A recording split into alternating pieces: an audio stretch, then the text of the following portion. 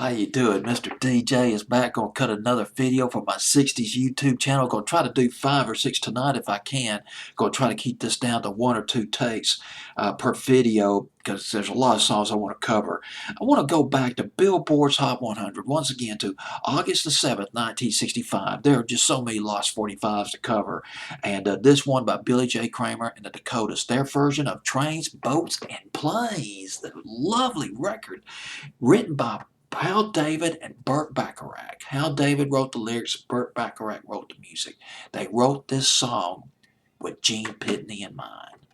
Gene Pitney had the vocal power. He had the emotional vocal proudness to deliver on this record. It was there.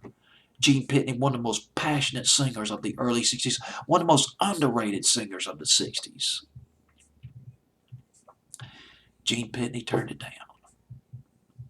And that's interesting because Gene Pitney covered a couple of records.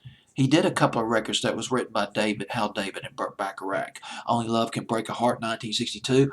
And, one of his great Lost 45s. It was 24 Hours from Tulsa back in the fall of 63.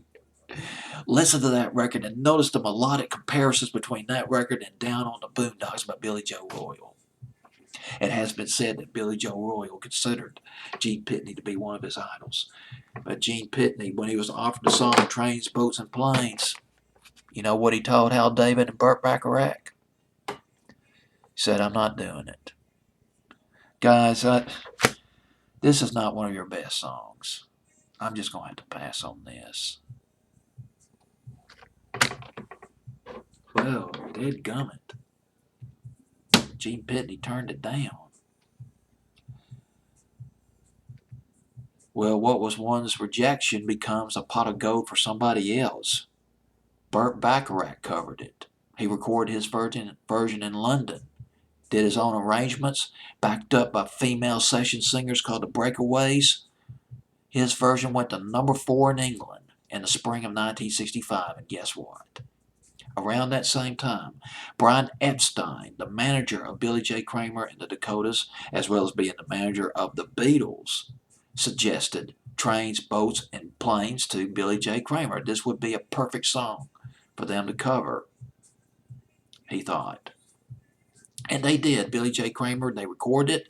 I believe George Martin produced it. George Martin was their producer. They were signed to his Parlophone label back in the early 60s.